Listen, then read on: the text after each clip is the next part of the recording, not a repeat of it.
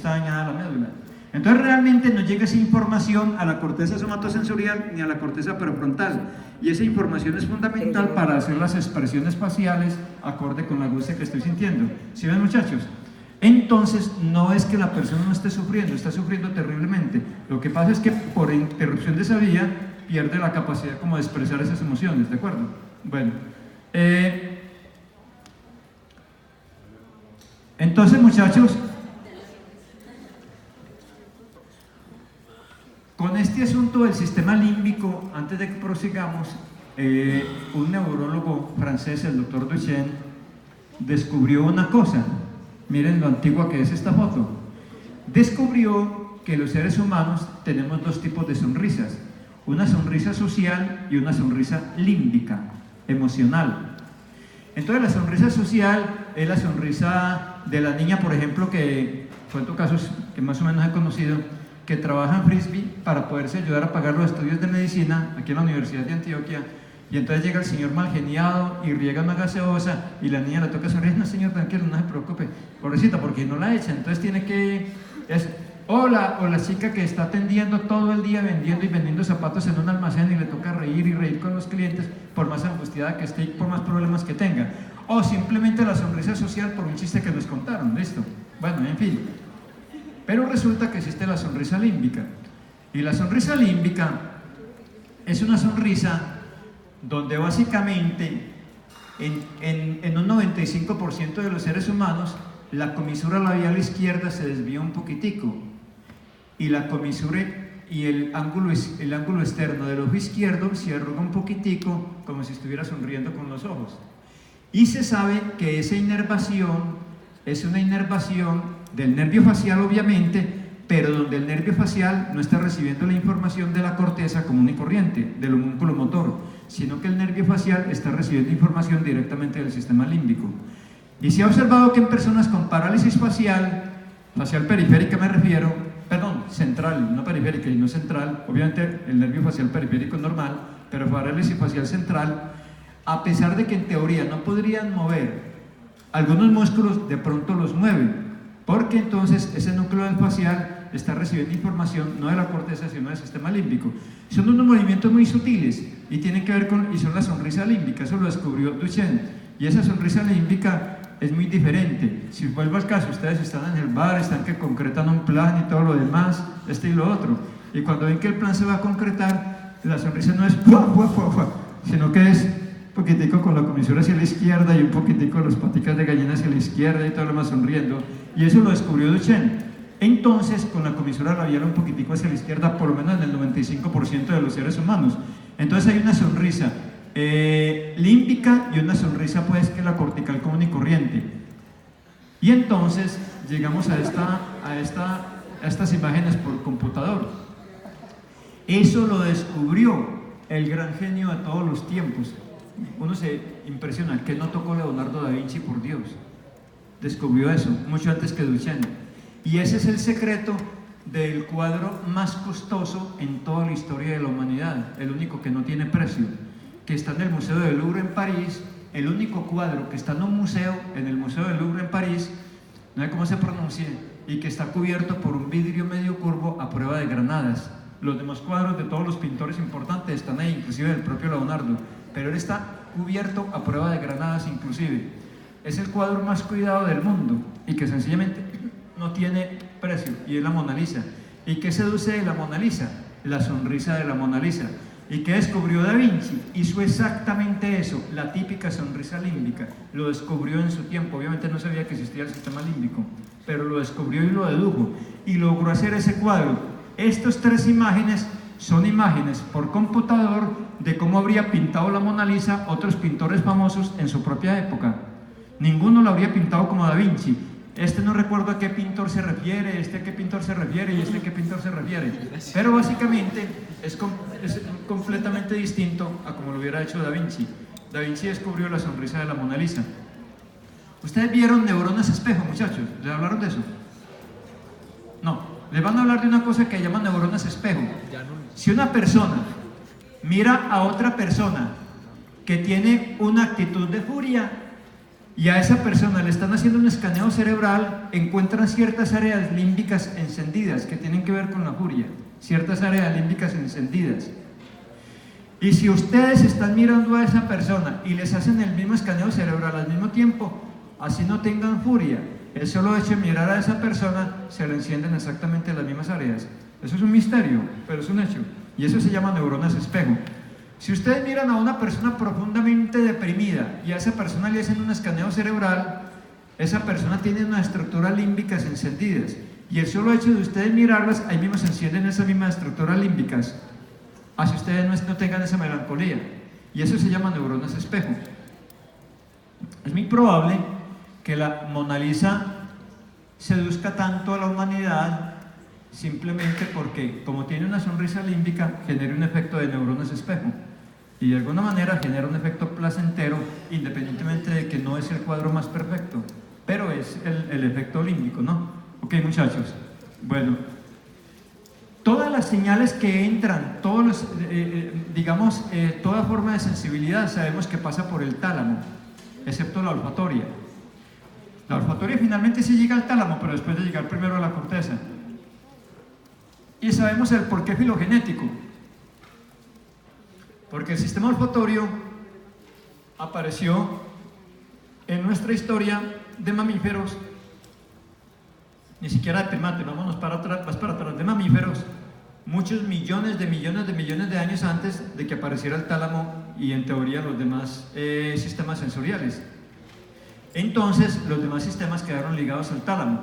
Entonces las señales que entran, sean auditivas, visuales, táctiles, etcétera, llegan al tálamo. Y el tálamo las envía a la corteza, pero también las envía a la amígdala. Porque todo lo que yo veo tiene que pasar por la amígdala. No solamente tiene que llegar a la corteza occipital, que ya sabemos de sobra eso. O lo que yo oigo, no solamente tiene que llegar a la corteza temporal, que ya sabemos de sobra eso. O lo que yo tacto, no solamente tiene que llegar a la corteza parietal, que ya sabemos de sobra eso, sino que tiene que llegar a la amígdala, porque la amígdala tiene que darle una impronta emocional a lo que yo estoy viendo. Entonces, si lo que yo estoy viendo es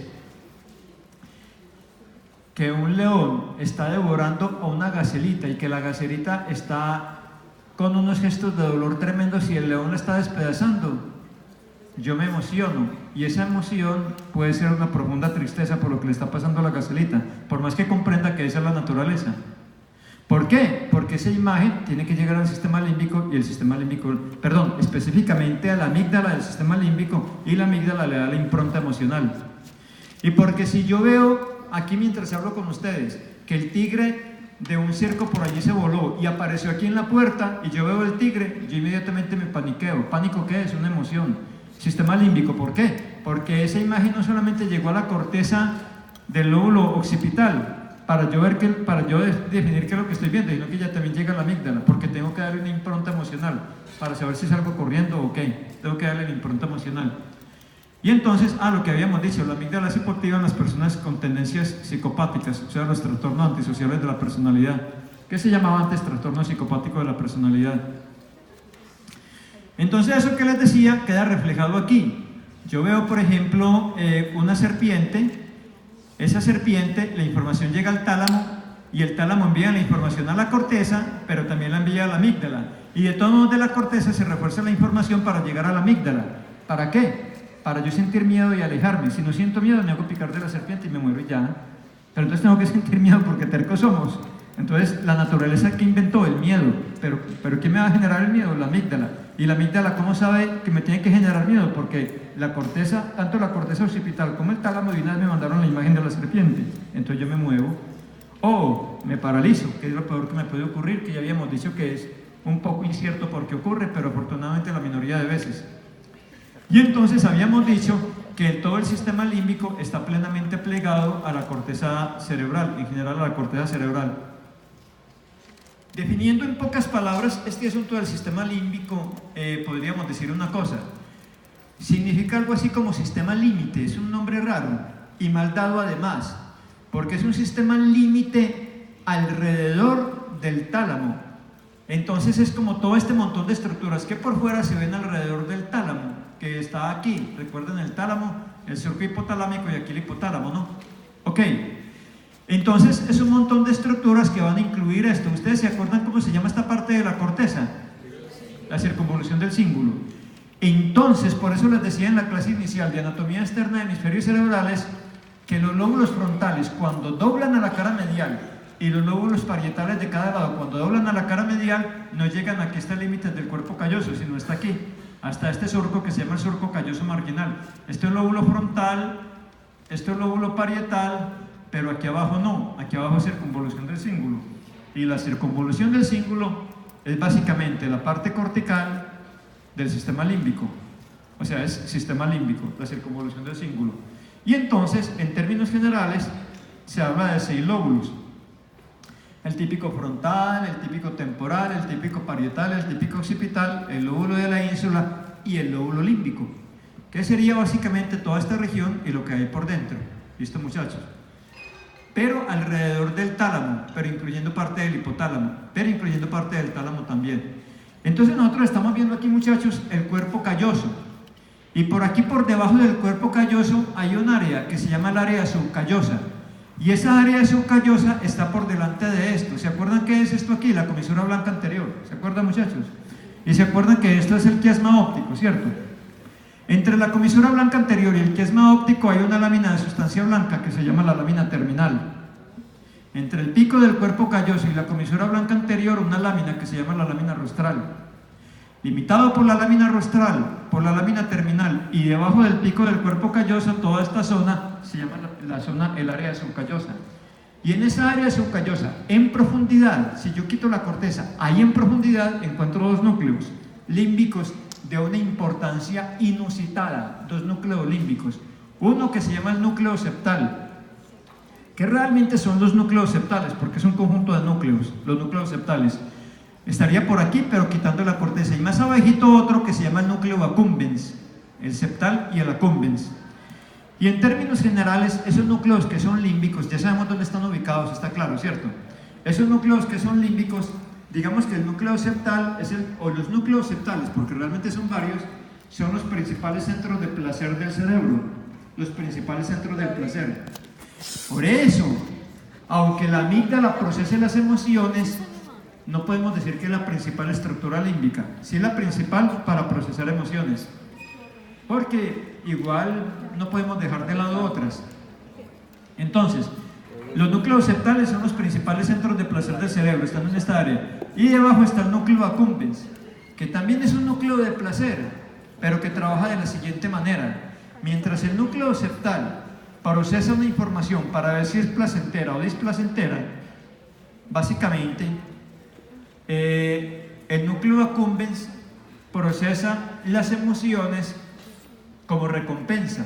Entonces procesa algo placentero y entonces al procesar algo placentero se conecta con el lóbulo frontal, con la corteza prefrontal, para inducirlo a que haga una acción y se cumpla esa acción placentera. Por ejemplo, tener una relación sexual. Entonces dice, vea, haga esto, mueva, le dice a la corteza prefrontal, usted que es la encargada de ordenar órdenes y ordenar movimiento, haga esto para que esta función placentera se cumpla. Entonces básicamente como el núcleo que hace que lo placentero actúe como recompensa, ¿de acuerdo? Y está implicado entonces en fenómenos de memoria, porque eso depende de una memoria de hechos similares que hayan pasado en otras ocasiones. ¿Se acuerdan cómo se llama esta lámina que hay aquí, muchachos? Septo pelúcido, ¿se acuerdan? Que es como una tapita del ventrículo lateral. Por aquí estaría entonces el foramen de Monro. ¿Y esto qué sería entonces aquí? Esta banda de sustancia blanca, ¿qué sería? El fornix. Ok, ese sería el fornix. Ese fornix está emergiendo, pero viene como del interior del hemisferio cerebral. Entonces sigámoslo más profundamente. Miren acá y miremos aquí el fornix. Mírenlo acá, es este el fornix. Miren el septo pelúcido. Miren el cuerpo calloso aquí en gris y miren aquí en azulito la circunvolución del cíngulo. Y aquí abajito lo que yo les decía, los núcleos septales y el núcleo accumbens en esta área subcallosa. Nos vamos entendiendo, ¿cierto? Ok, entonces, núcleos septales y núcleo accumbens en el área subcallosa, o sea, aquí debajito, ¿vale? Este sería el cuerpo calloso, perdón, esto sería la circunvolución del cíngulo y este sería el cuerpo calloso. Esto sería el septo pelúcido y el pornis que está emergiendo, el pornis. Ok, ahora bien, el pornis viene desde un sitio en el lóbulo temporal. Miren que viene desde acá y da la vuelta. Ese sitio en el lóbulo temporal donde se está generando el pornis, ese sitio se llama la formación hipocampal. Formación hipocampal no es el hipocampo hace parte de la formación hipocampal. El hipocampo es una de las estructuras de la formación hipocampal, ¿de acuerdo? Entonces, ¿qué compromete a la formación hipocampal? Pues la corteza que lo cubre, toda esta corteza que lo cubre, porque esos son núcleos que están adentro. Tengo que quitar la corteza como si la corteza fuera de vidrio. Entonces estoy viendo esto amarillito que hay aquí, esto color lila que hay acá y esto color azul que hay acá. Todo eso es parte de la formación hipocampal. Esta parte azulita, esta parte amarilla y esta parte de color lila. Pero todo eso cubierto por una corteza. Todo eso, esa corteza, más esas tres cositas son la formación hipocampal. Esa corteza se divide en dos regiones. Una se llama la corteza entorrinal, como decir esta de acá, y esta se llama la corteza del subículo. Entorrinal y corteza del subículo. Entorrinal y corteza del subículo. Pero quitemos la corteza entorrinal que está tapando todo esto y la corteza del subículo y vemos en profundidad. Esto azul, esto amarillito y esto lila. ¿Y lo azul qué es? El hipocampo, el famoso hipocampo del que tanto hemos hablado. Como parte de la formación hipocampal, es el hipocampo, eso es el que hay ahí. Por delante del hipocampo, o sea por aquí, estaría la famosa amígdala de la que tanto hemos hablado. Pero entonces aquí está el hipocampo. Pero resulta que el hipocampo está junto a una estructura que se llama la circunvolución dentada porque tiene forma de dientes de sierra. Una circunvolución es un giro, o sea, una abolladura de la corteza. Pero lo que pasa es que la corteza da una vuelta y se repliega sobre sí misma, metiéndose como en la profundidad, como haciendo las veces también como de un núcleo. Entonces sería el hipocampo pegadito a esto que se llama la circunvolución dentada.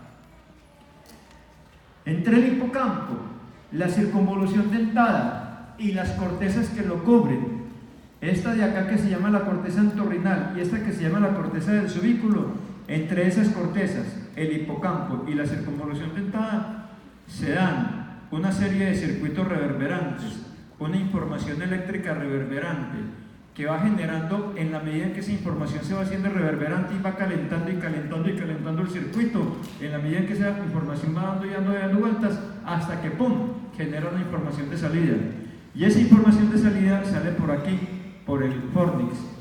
Pero ese fornix no se llama fornix en todo su recorrido, sino que al principio, antes de despegarse de esto, antes de despegarse del hipocampo y de la circunvolución dentada, ese fornix, esta partecita aquí se llama fimbria del hipocampo.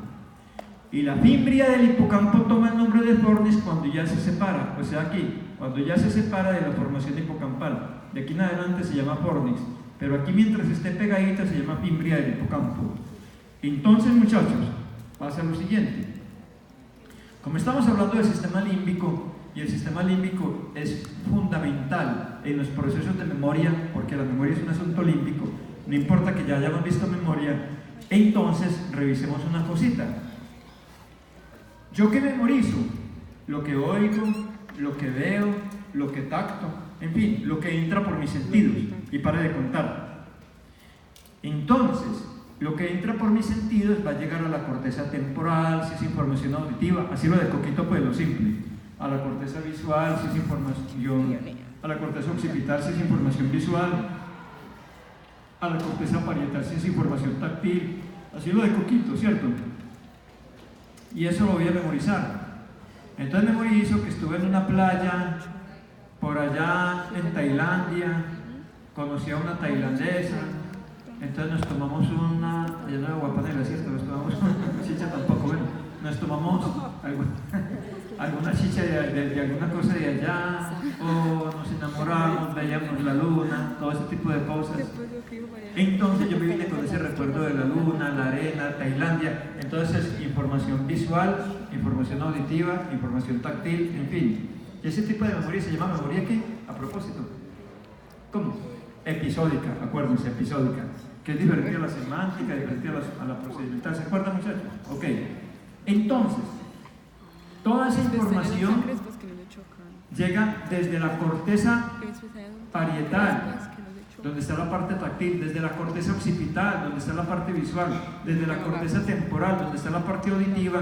Toda esa información llega aquí a la corteza entorrinal, y de la corteza entorrinal va a pasar acá adentro, y esa información va a activar unos circuitos reverberantes que en la medida en que se activen y se activen y se calienten y se calienten y se calienten, entonces comienza a fluir información por la fimbria del hipocampo, que después se va a llamar fornis, y ese fornis va a ir a desembocar en el hipotálamo, en un núcleo del hipotálamo que se llama el cuerpo mamilar.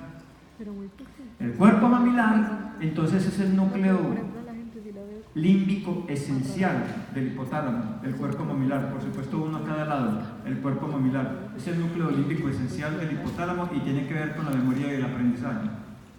Mientras tanto, ¿se acuerdan qué es esto? El bulbo olfatorio. ¿Qué es esto? El tracto olfatorio. ¿Y esto qué es, muchachos? La estría olfatoria medial y la estría olfatoria lateral, ¿se acuerdan? Mientras tanto, la estría olfatoria lateral y la estría olfatoria medial conectan con el sistema límbico. La lateral conecta con la amígdala y el hipocampo, y la medial con los núcleos septales, en fin, y el núcleo accumbens. Entonces, llevemos esto a otra posición, que es la siguiente. Esto sería la corteza entorrinal, y esto sería como la corteza del subículo. Y en el fondo, si quitamos esas cortezas, encuentro el hipocampo, la circunvolución dentada y la fimbria del hipocampo. Y la fimbria del hipocampo, que se va a convertir, cuando se separe de esto, se va a convertir entonces en el fornis. Ok, muchachos. Resulta que con esta imagen vamos a sintetizar entonces las estructuras límbicas de esta manera. Toda la formación hipocampal, que incluye la corteza entorrinal y la corteza del subículo, pero básicamente lo que hay adentro: el hipocampo, la fimbria del hipocampo, que es esta parte rojita que luego se llama fornis, y entre ellas la circunvolución dentada, y por delante la amígdala. Pero resulta, muchachos, que pasa lo siguiente.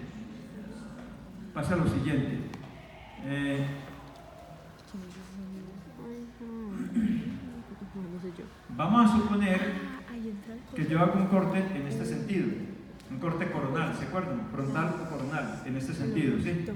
Y al hacer ese corte coronal va a pasar por ambos lóbulos temporales, y por lo tanto voy a cortar, voy a mirar de frente al través el hipocampo, la circunvolución dentada y la fimbria del hipocampo. Voy a cortar eso otra vez, ¿de acuerdo, muchachos? Y entonces ese corte sería este corte que hay acá, este corte que hay acá. Miren, esto sería lóbulo temporal, ¿estamos? Recuerden que es un corte coronal que pasa al nivel de los lóbulos temporales, ¿sí? Por lo tanto, esto sería la corteza entorrinal y esto sería la corteza del subículo. La corteza llega aquí y se dobla, y comienza a doblarse, y al doblarse forma el hipocampo, que sería el caballito de mar. Esta estructura parece un caballito de mar, ahí no se ve tan nítida, pero hagan de cuenta, pongan los ojos de la imaginación y hagan de cuenta que están viendo un caballito de mar. Yo no lo veo, pero ustedes, ¿listo? Pero fuera de eso, como la corteza sigue arrugándose, forma esto que se llama la circunvolución dentada o el giro dentado. Les repito, corteza entorrinal, corteza del subículo.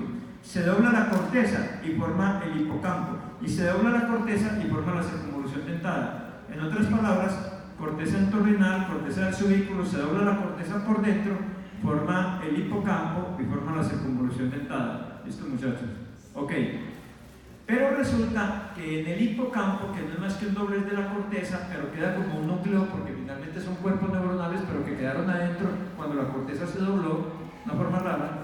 Resulta que el hipocampo tiene varios grupos de células, y esos grupos de células se llaman CA1, CA2, CA3 y CA4. ¿Por qué CA? Porque por ahí llegó un neuroanatomista y dijo: oigan, a estos están atentados, es que eso me parece un caballito de mar. A mí no se me parece un caballito de mar. Digo, a mí se me parece, era un tipo aficionado por la cultura egipcia, y digo, no, a mí se me parece a las astas de una divinidad egipcia que es Amon-Ra. Entonces tiene unos cachos así como enrollados. Y entonces esto no lo va a llamar hipocampo porque no me gusta el nombre, y que ponga la que quiera. Entonces digo, yo lo voy a llamar astas de Amón. ¿Por qué? Porque se me parecen a las astas de la divinidad Amón. Entonces por eso cuando ustedes lean hipocampo o astas de Amón es lo mismo. Y otro dijo, no, entonces astas de Amón no, cuerpo de Amón. Bueno, cuerpo de Amón pues. Entonces, cuando ustedes leen hipocampo, hasta diamón o cuerpo diamón, es lo mismo, ¿de acuerdo? Entonces, por eso esos grupos de células que hay en el hipocampo se llaman CA1, CA2, CA3 y CA4. O sea, cuerpo diamón 1, aquí sería el cuerpo diamón 2, aquí sería el cuerpo diamón 3 y por aquí sería el cuerpo diamón 4. Pero ¿por qué de esas solamente resaltan el cuerpo diamón 1 y el cuerpo diamón 3? Porque son las que más tienen importancia, o por lo menos muy clara, para esto que vamos a explicar. Y lo que vamos a explicar es lo siguiente. Miremos, son células piramidales ahí, y miremos esto más de cerca. Y sería esto, o sea, este pedacito de acá, concentramos en este pedacito. Entonces aquí tenemos la corteza entorrinal, aquí tenemos la corteza del subículo, que se dobla y forma el hipocampo.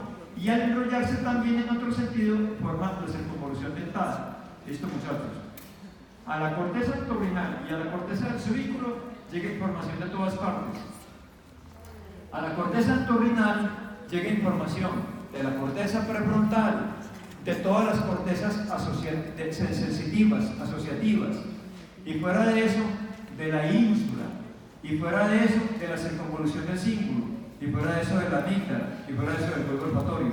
Bueno, llega información de un poco de partes del mundo. Listo. Entonces llega información de todo el mundo aquí, pero esa información yo la tengo que convertir en un recuerdo.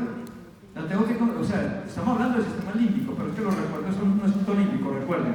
Yo la tengo que convertir en un recuerdo. Y a la corteza del subículo, a su vez, está llegando información también de la corteza de la ínsula y de la amígdala. Bueno, lo cierto es que ahí llega información de todo el mundo, para que no se tengan que grabar. No es que aquí llegue información, no digamos que de todas partes, llega información ahí finalmente, ¿cierto?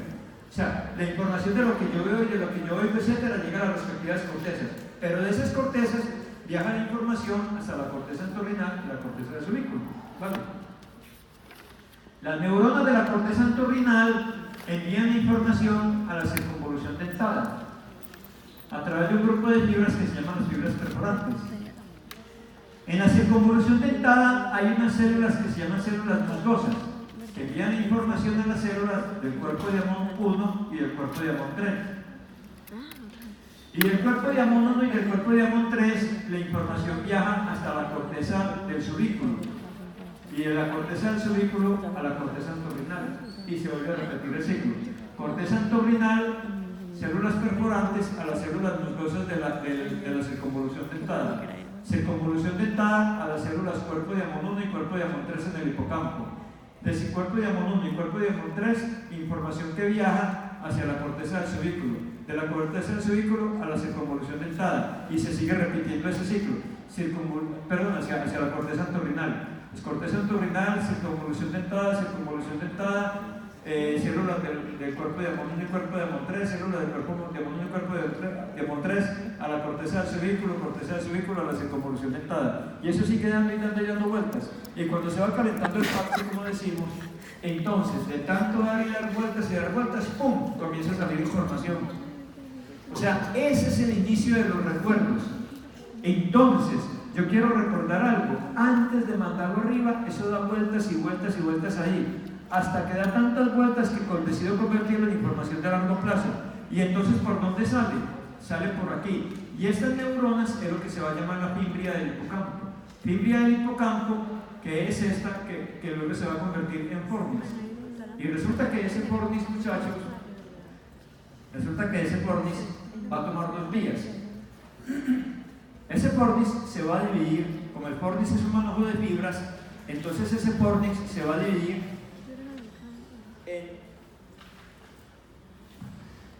en dos vertientes. Una que es esta aquí adelante y otra que es esta aquí atrás. Como entre las dos está la comisura blanca anterior, entonces esta vertiente se va a llamar fornis precomisural. Y esta de atrás, fornis postcomisural. Es decir, por delante y por detrás de la comisura blanca anterior. Ok. El fornis precomisural va a llevar esa información de eso que estoy convirtiendo en recuerdo, lo va a llevar a los núcleos centrales y al núcleo accumbens. Porque tiene que pasar por el sedazo de los núcleos centrales y el núcleo accumbens